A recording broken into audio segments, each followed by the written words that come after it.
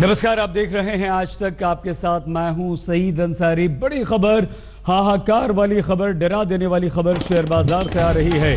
Sensex में 2400 से ज्यादा अंकों की गिरावट दर्ज की गई है। निफ्टी 650 अंकों से ज्यादा लुढ़क गया है। बाजार खुलने के साथ ही सेंसेक्स में गिरावट का दौर चल रहा है। जानकारों के अनुसार कोरोना के असर से दुनिया भर के बाजारों में मंदी है। कच्चे तेल की कीमतों के असर से बाजार लुढ़क गया है। साहिल जोशी हमारे साथ मुंबई से। बताइए साहिल, क्या स्थिति है अभी?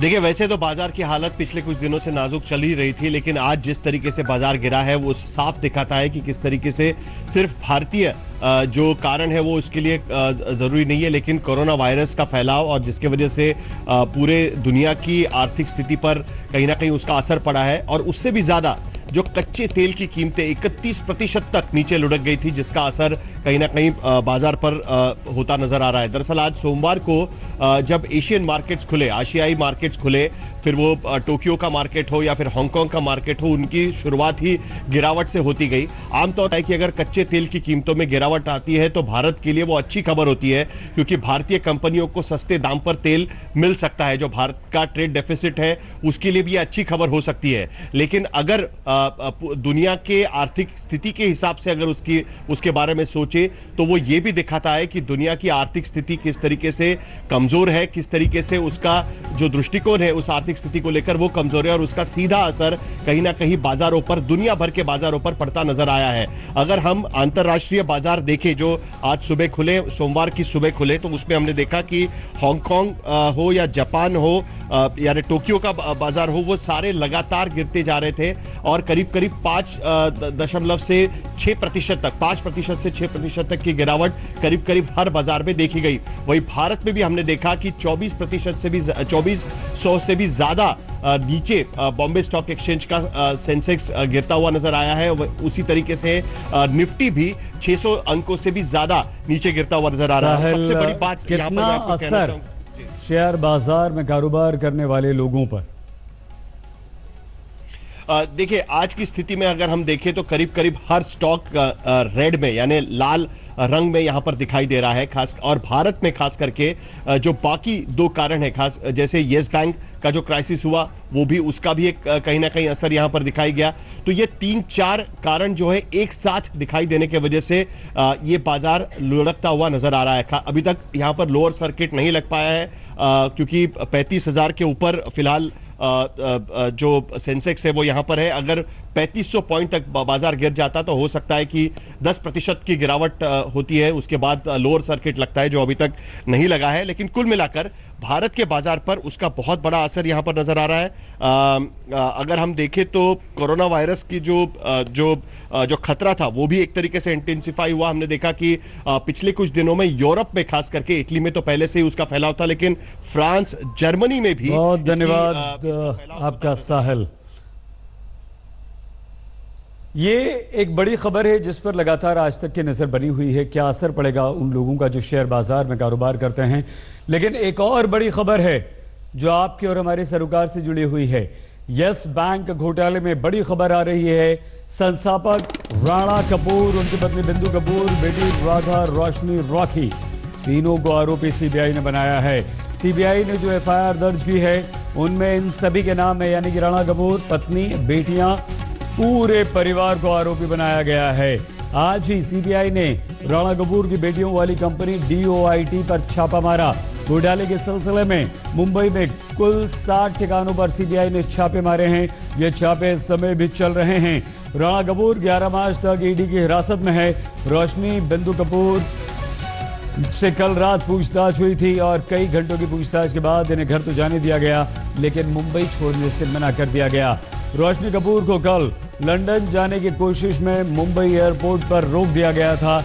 यानी कि पूरा का पूरा कपूर परिवार जो है वो अब सीबीआई के निशाने पर है। सीबीआई की कड़ी नजर उन पर बनी हुई है। ये सभी आरोपी हैं, एफआईआर में इन सभी के नाम हैं, और ये पत्नी और बेटियां जो हैं इन पर कई कंपनी में डायरेक्टर्स होने के भी आरोप हैं। ये तीनों बेटियां और पत्नी कई सारी कंपनीज हैं जिनमें डायरेक्टर हैं। ये देखिए पूरा राणा कपूर और फैमिली यस बैंक का संस्थापक राणा कपूर, बिंदु कपूर 18 कंपनियों की डायरेक्टर यानी कि निदेशक, राखी कपूर बेटी रोशनी कपूर जो कि 23 कंपनियों की डायरेक्टर, 20 कंपनियों की डायरेक्टर, एक और बेटी राधा कपूर है।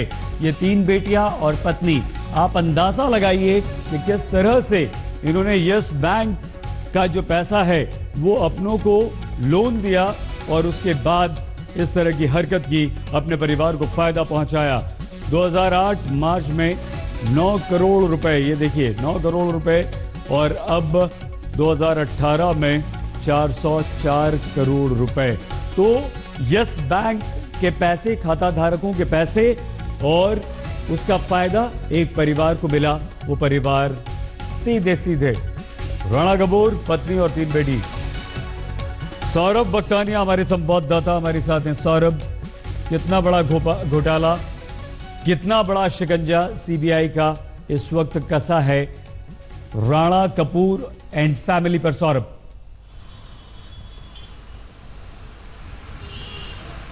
जी देखिए, राणा कपूर एंड फैमिली अब बुरी तरीके से फंस चुके हैं, हम इस तरीके से कह सकते हैं शहीद, क्योंकि अब ये जो पूरा घोटाला है उसकी जो कीमत है वो 4,300 करोड़ से ज्यादा हो चुकी है।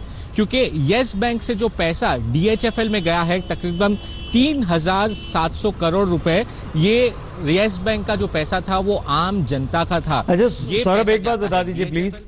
ये तो ठीक है, सीबीआई ने एफआईआर दर्ज कर ली, पूरे परिवार का नाम उसमें है, विदेश जाने पर रोक लगा दी, सारा है, धरपकड़ है, छापेमारी भी चल रही है। लेकिन जिन बेचारे लोगों का, आप और हमारे जैसे लोगों का जो पैसा फंसा हुआ है वो कैसे रिकवर होगा? उसके मिलने की कितनी उम्मीद, कितनी जल्दी उम्मीद, और क्या उस पर अपडेट? अब देखिए, ये सबसे बड़ा सवाल है, क्योंकि अब मैं जहां पर यस बैंक के बाहर मौजूद हूं, यहां पर कुछ लोग आते हैं, यही पूछते हैं कि ठीक है इन्वेस्टिगेशन चल रही है लेकिन पैसा कब वापस आएगा। तो उस पर आज आरबीआई और एसबीआई की एक बहुत ही महत्वपूर्ण मीटिंग है। शाम तक में पता चल जाएगा कि किस तरीके से एसबीआई यस बैंक को बेल आउट कर रही है। जबकि इन्वेस्टिगेशन की बात करें सही, तो पूरी जो राणा कपूर फैमिली है उनके खुद के जो एसेट्स है वो काफी ज्यादा है, सिर्फ भारत में ही नहीं जबकि विदेशों में भी इनके कई सारे घर है। तो उन सब प्रॉपर्टीज को ईडी अब जोड़ेगी। अभी तक हमें पता चला है कि 20,000 करोड़ से ज्यादा का जो एसेट है वो सामने आया है, और ये जो वैल्यू। ठीक है सौरभ, बहुत धन्यवाद आपका। सौरभ बख्तानिया हमारे संवाददाता मुंबई से जानकारी दे रहे थे। और ये बड़ी खबर यस बैंक के संस्थापक राणा कपूर और उनके पूरे परिवार पर सीबीआई के शिकंजे की है। यस बैंक के पूर्व सीईओ राणा कपूर को लेकर कांग्रेस नेता प्रियंका गांधी पर भी सवाल उठ रहे हैं। दरअसल ये सामने आया है कि राणा कपूर ने प्रियंका से एमएफ हुसैन की एक पेंटिंग 2 करोड़ रुपए में खरीदी थी, जो पेंटिंग इस वक्त आप देख रहे हैं। बीजेपी से लेकर कांग्रेस पर हमलावर है। यस बैंक घोटाले को गांधी परिवार से जोड़ रही है। ईडी के सूत्रों के अनुसार पेंटिंग खरीदने के लिए राणा कपूर को कांग्रेस के सांसद, मुंबई के नेता मिलिंद देवड़ा ने मनाया था। ये सारी जानकारियां सामने आएंगी, किसने क्या क्या किया है, और ये जनता का पैसा अगर उसका दुरुपयोग हुआ, उस पर भ्रष्टाचार हुआ है और लोगों की जेबों में गया है, तो जनता को जानने का अधिकार है कि किसने क्या क्या किया। और समय रहते जब जांच पूरी होगी तो बहुत सारी जानकारियां आपके सामने आएंगी, और ये जनता का सारा पैसा सुरक्षित रहे, इसके लिए सरकार सारे कदम उठा रही है। भारतीय जनता पार्टी देश की जनता को बेवकूफ ना बनाए। पेंटिंग किसने लिया, किससे लिया, कितने में लिया, इससे यस बैंक के कोलैप्स होने का कोई नाता नहीं है। दरअसल निर्मला सीतारमण जी की छुट्टी होनी चाहिए मंत्रालय से, और मोदी जी पता नहीं क्या कारण है कि निर्मला जी का बर्खास्त नहीं कर रहे हैं। एक के बाद एक इकोनॉमिक क्राइसिस देश में चल रहा है। सीतारमण जी शुड रिजाइन, और उनको बचाने के लिए ये सब न्यूज में चलाया जा रहा है। देश की जनता अच्छा समझती है कि पेंटिंग का खरीदना और बेचना और यस बैंक का के कोलैप्स। एक बड़ी खबर इस वक्त आ गई है। आपको याद होगा लखनऊ में हिंसा में शामिल लोगों के पोस्टर्स लगाए गए थे, और सीए हिंसा में पोस्टर पर अदालत का ये बड़ा फैसला आया है। दीवारों से हटाए जाएंगे पोस्टर्स और होर्डिंग। नीलांशु, क्या कहा अदालत ने?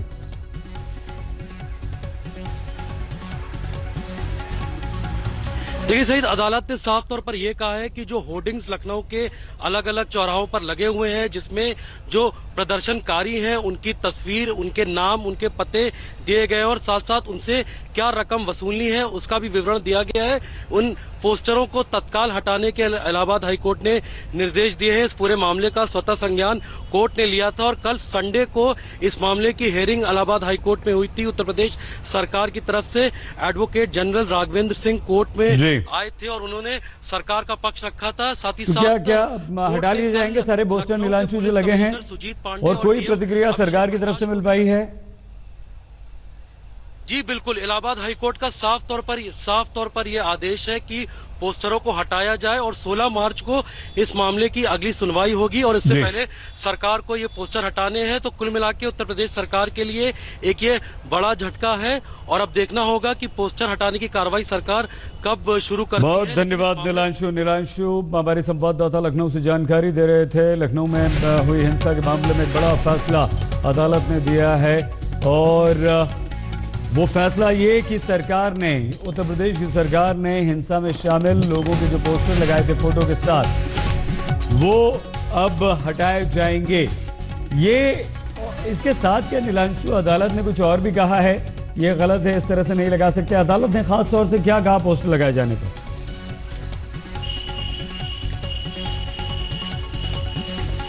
देखिए सईद, अभी पूरा ऑर्डर नहीं आया है इलाहाबाद हाईकोर्ट का, लेकिन कल जो इस मामले की सुनवाई करते हुए चीफ जस्टिस ने कहा था कि कहीं ना कहीं जो एक तरीके का अन्यायपूर्ण तरीका अपनाया गया है और उन्होंने साफ तौर पर जो लखनऊ के पुलिस कमिश्नर हैं सुजीत पांडे, डीएम अभिषेक प्रकाश से जवाब मांगा था कि किस कानून के तहत इस तरह से होर्डिंग्स लखनऊ में लगाई गई हैं जिसमें प्रदर्शनकारियों के नाम, पते और उनकी फोटो लगाई गई है। साथ ही साथ उनसे कितनी रकम वसूलनी है इसका भी विवरण दिया गया। सरकार का साफ तौर पर यह कहना है इस पूरे मामले में कि जो लखनऊ में बीते साल 19 दिसंबर को हिंसक प्रदर्शन हुआ था उसमें सरकारी और निजी संपत्ति का भी नुकसान हुआ था। करीब 1.5 करोड़ रुपए की संपत्ति का आकलन लखनऊ प्रशासन द्वारा किया गया था जिसका नुकसान हुआ था और 53 प्रदर्शनकारियों जिनके खिलाफ मुकदमे भी दर्ज हुए थे उनसे ये रकम वसूलनी है। तो फिलहाल कोर्ट का साफ तौर पर यह आदेश है कि इन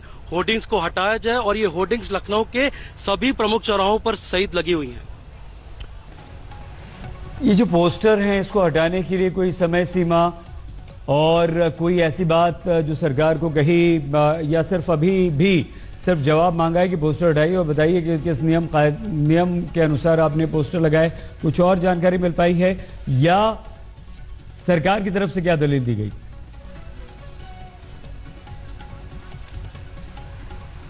देखिए, कल सरकार की तरफ से साफ तौर पर यह दलील दी गई कि जिस तरह से लखनऊ में हिंसक प्रदर्शन हुए, जिस तरह से पुराने लखनऊ में हिंसा हुई, पुलिस वालों को टारगेट किया गया, कई पुलिस वाले भी जख्मी हुए और सरकारी और निजी संपत्तियों को नुकसान पहुंचाया गया। एक कड़ा मैसेज देने के लिए लखनऊ प्रशासन ने ये कार्रवाई की। ये दलील राज्य सरकार द्वारा दी गई थी। खुद एडवोकेट जनरल राघवेंद्र सिंह सरकार का पक्ष कोर्ट में रख रहे थे, लेकिन बार बार कोर्ट यही पूछ रहा था कि किस कानून के तहत ये पोस्टर लगाया गया। और आपको बता दें कि सैटरडे की रात को इस मामले का स्वतः संज्ञान खुद चीफ जस्टिस जो इलाहाबाद हाईकोर्ट के हैं उन्होंने लिया था। कल छुट्टी के दिन संडे को इस मामले की 2 बार सुनवाई हुई। तो फिलहाल कोर्ट का रवैया इस पूरे मामले में काफी सख्त है और 16 मार्च को इस पूरे मामले की अगली सुनवाई है, लेकिन साफ तौर पर यह आदेश दिया गया है कि इन होर्डिंग्स को तुरंत हटाया जाए। क्या कहा है इसके अलावा अदालत ने कि तुरंत हटाने के अलावा, और जो सरकार के बारे में कोई ऐसी बात जो पोस्टर पर जिन लोगों के फोटो हैं उनकी तरफ से कही गई हो, क्या कुछ हुआ? और अदालत में नीलांशु सईद हमारे साथ वकील मौजूद हैं जो बात कीजिए प्लीज। कोर्ट फैसला सुना रहा था, वे अंदर मौजूद थे। आप बताइए क्या नाम है आपका और अंदर क्या हुआ? मैं सैयद अहमद नसीम एडवोकेट, और इसमें कल जो कि सीए, एनआरसी और एनपीआर को लेकर जो प्रोटेस्ट हो रहे थे पूरे देश में, प्रदेश में, तो लखनऊ में जो उपद्रव हुआ था वहां पर उपद्रवियों की फोटो राज्य सरकार द्वारा जो लगाई गई थी सड़कों के किनारे, जिसमें उनके नाम, उनके पते, उनकी सुकूनत दर्ज की गई थी, जिसको लेकर कोर्ट ने खुद स्वतः संज्ञान लिया था। और कल संडे के दिन स्पेशल कोर्ट लगाई गई थी, जिसमें माननीय मुख्य न्यायाधीश गोविंद माथुर साहब और माननीय रमेश सिन्हा साहब की पीठ ने सुनवाई की थी। उसी वक्त एडवोकेट जनरल राघवेंद्र सिंह के सामने ही कोर्ट ने नाराजगी जताई थी और फटकार लगाते हुए कहा था कि इस तरह से ये जो है आम नागरिक के निजता का, के अधिकारों का उल्लंघन हो रहा है, ये किसी नागरिक का आप अपमान कर रहे हैं। अभी जब विवेचना चल रही है तो किसी की फोटो लगाकर सार्वजनिक करना ये सरासर गलत है।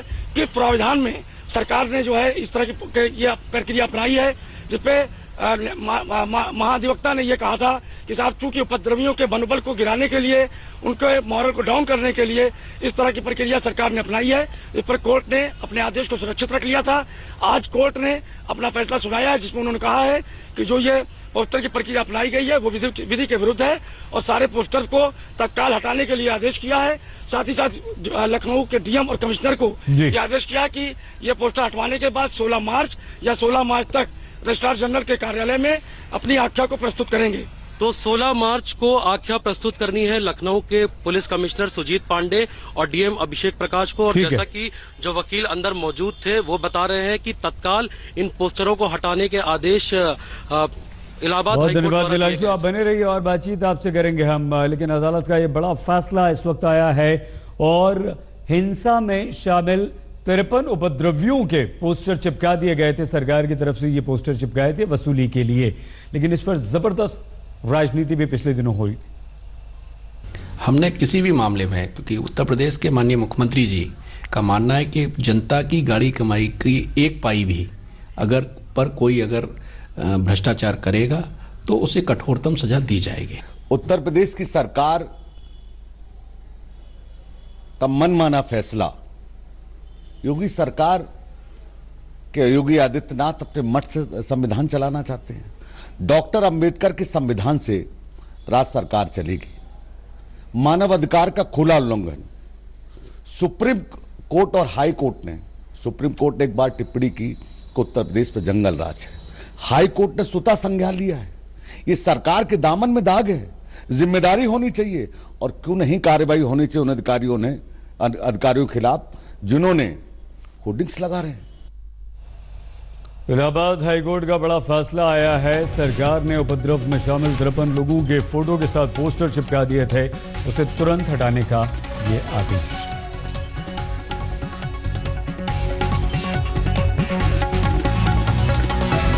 और खबरों के साथ हम होते हैं हाजिर। जम्मू कश्मीर के शोपियां में 2 आतंकवादियों को ढेर कर दिया गया है। एनकाउंटर में सुरक्षा बलों ने दोनों को मार गिराया और इस समय सर्च ऑपरेशन चल रहा है कि कहीं कुछ और आतंकवादी तो नहीं। उनको ढूंढने के लिए सुरक्षा बलों ने शोपियां में चारों तरफ घेराबंदी कर दी है।